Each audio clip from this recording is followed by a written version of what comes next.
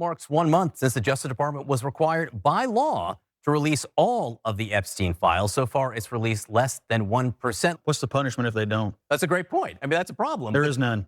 So here's the deal. I think they should release it. I think they should follow the law. I also have no idea how long it takes to prepare this many documents for this kind of release. Counselor may have some thoughts on that, but they should follow the law. But let's not get our knickers in a twist here. There's no let's not get our knickers in a twist over child rape.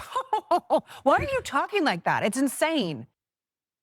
All right, folks, buckle up. We're diving headfirst into a swamp of hypocrisy and political spin so thick, you'll need a snorkel. Today, we're tearing apart the latest attempt to sweep the Epstein files under the rug. It's not just about transparency. It's about holding power accountable, no matter who is in charge. And let me tell you, some of the excuses we're hearing, well, they're sort of flimsy. They make a wet paper bag look like a steel vault. Let's roll the tape and see what fresh nonsense we're dealing with. Let's talk about it. Who is that woman? And more importantly, is she mommy? Like, that was amazing. That was so satisfying because the endlessly smug Scott Jennings was basically annihilated over his nonchalant attitude regarding the Trump administration's failure to abide by the law and release the Epstein files. Here's the thing about Scott Jennings, who, by the way, was a never Trumper at one point, but now never misses an opportunity to kiss Trump's ass. He is a bad faith actor, is not honest about anything, and more importantly, the guy is not guided by any values or principles. So if the situation were reversed and we're talking about a Democratic president, does anyone believe for a second that Scott Jennings would stop talking about it? Please. So whenever I go on Abby Phillips's show, it's like the most frustrating thing when you're talking to someone who has been inflicted by severe partisan brain rot because you can't have an honest conversation with them. Every once in a while, you'll find an independent voice who actually wants to have a legitimate conversation and is willing to ding their own side when they do something wrong. But in the case of child rape, Scott Jennings is willing to provide cover. Yeah. So look, Congress voted unanimously, well, almost unanimously. I think there was one member of the House that voted against it, but almost unanimously to release the Epstein files, okay? But the Trump administration has only released 1% of the documents, 1%. And as we know, what they have released has been heavily redacted. So yesterday actually marked the 1 month anniversary of Congress passing that bill, and still we are waiting on the DOJ to. Okay, let's start by saying, let's not get our knickers in a twist over child rape. Are you serious? This is the kind of dismissive, tone-deaf nonsense that makes you wonder, are these talking heads living on the same planet, in the same world? Seriously, what kind of moral compass points away from outrage when the discussion is about a lack of transparency regarding Jerry Epstein's vast network of predators and victims? It's not just a problem, it's a moral catastrophe demanding immediate action, not political patience. It's almost like saying, oh, the house is on fire. But let's not get our knickers in a twist. The fire department's probably just busy filling out paperwork. No. When you're talking about something as heinous as child trafficking, the default setting for a decent human being should be full-blown, righteous twist of the knickers, a total knot of dignity. It's crazy. This isn't a parking ticket dispute. It's about justice for victims and accountability for some of the most powerful, deprived people on the planet. The excuses about how long it takes are just flimsy cover, a bureaucracy smokescreen designed to delay and deflect. We've seen government agencies move mountains when it suits their political agenda. Remember how fast they can leak stories or push through legislation when it benefits them? Suddenly, when it involves powerful figures and uncomfortable truths, it's too complicated and requires substantial resources. Please, this isn't about the logistics of document review. It's about the political will to expose the truth. And right now, that will seems to be elusive and very, very distinct and completely away from the political consciousness. It's a classic move. Downplay the severity, then bog it down in bureaucracy. Don't fall for it. We demand answers, not excuses. Abide by that law, because it was a bill passed into law that the administration seems to be ignoring. So Attorney General Pam Bondi, who is a joke and embarrassing, claims that they're just, making efforts to protect the victims' identities. Right. And that's what's slowing them down, you see. Yeah, you see, that's what's happening here. So she explained in a letter to Paul Engelmayer, who happens to be the federal New York judge overseeing the case, there are more than 2 million documents potentially responsive to the act that are in various phases of review. This work has required and will continue to require substantial department resources. We need resources. No, you don't. That's not what this is about. Now, Bondi added that about 400 Justice Department lawyers and 100 federal document, 100 FBI document individuals tasked with document analysis are currently supporting these efforts to comply with the order to release the Epstein files. Honestly, that statement sounds like something like a child would say. Like, no, we've got 400 DOJ people and 100 FBI agents working on this. I don't believe that to be true. It's been a month. You guys have released 1% of the files and they're heavily redacted. More importantly, there's really been no explanation or rationale for the heavy redactions that took place. Let's not forget that. But there has been a little backlash from Congress, not nearly enough, not even close. For instance, last month, Ro Khanna and Thomas Massie were considering holding Pam Bondi in contempt. That hasn't happened.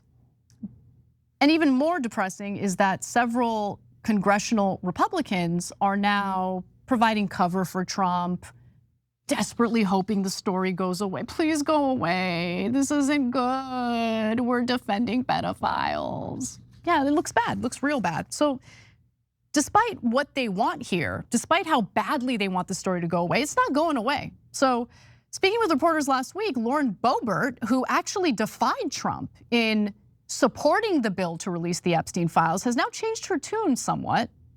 She says, I don't give a rip about Epstein. Did you hear that? I don't give a rip about Epstein. This is the kind of political gymnastics that would make an Olympic gymnast blush. Lauren Boebert, who previously supported the bill to release these files, suddenly doesn't give a rip. What changed? Did the gravity of child trafficking suddenly become less important because of political optics? This is a classic example of partisan brain rot in action. When it's politically convenient to call for transparency, they're all for it. But the moment it might cast a shadow on their side or their preferred leader, suddenly it's so many other things we need to be working on. Like what exactly, Warren? Like what? What do you really need to work on? What could possibly be more pressing than exposing a global child sex trafficking ring and holding its enablers accountable? Are we talking about the same thing? Are the vital importance of renaming post offices? Like anything like that? It's a deflection tactic, pure and simple. Look over there. Not at the inconvenient truth that might implement people we like. This isn't just about protecting a party. It's about normalizing the lack of accountability for truly horrific crimes.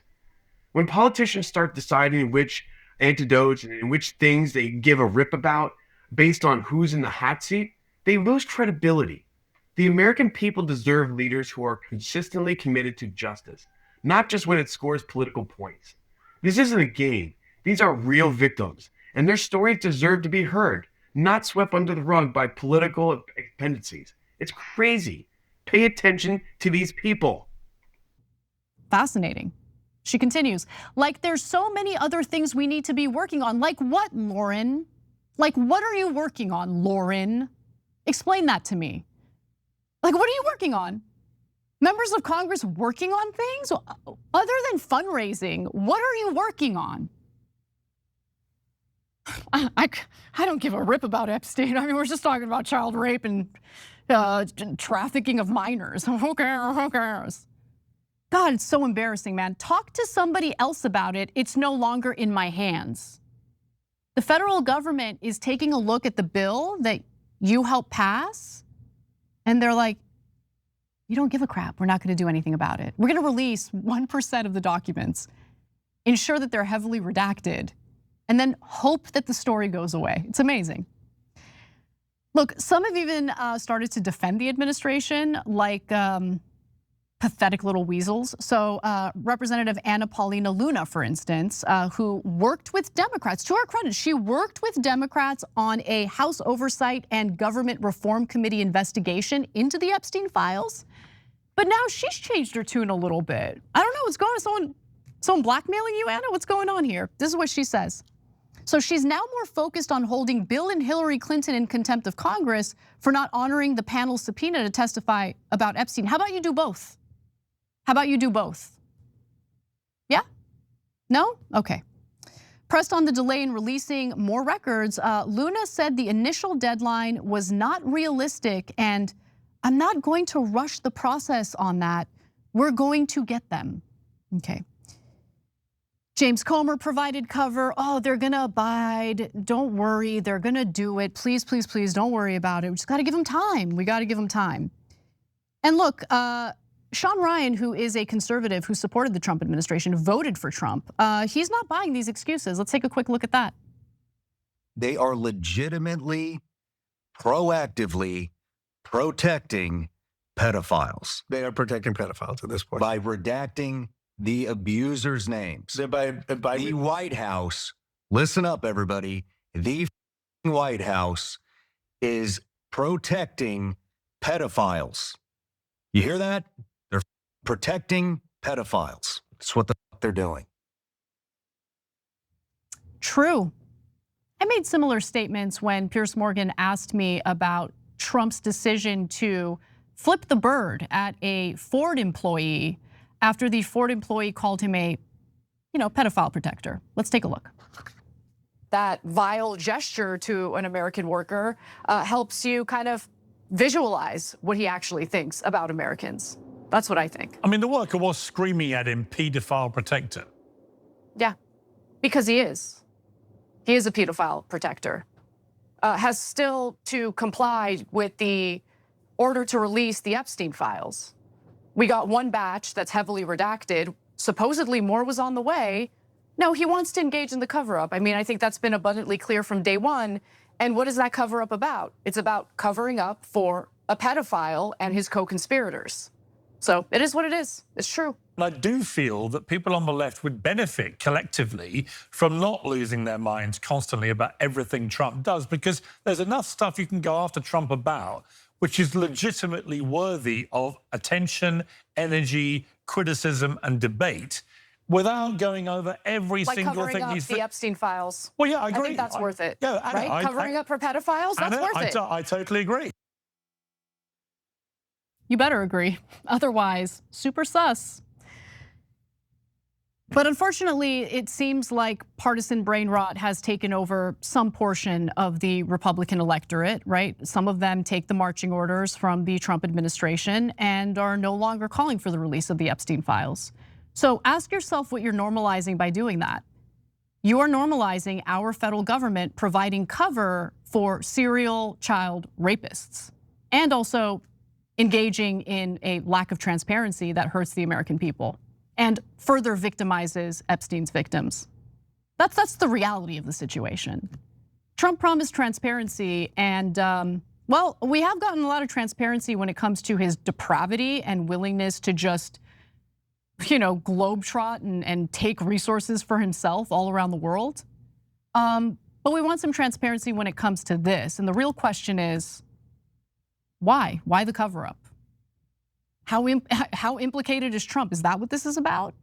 And more importantly, now that we know without a shadow of a doubt that Epstein was working for foreign governments, especially Israel, is that what's motivating Trump in engaging in this cover-up? And there you have it, folks. The truth, as always, is far more convenient than the carefully crafted narratives they want us to swallow.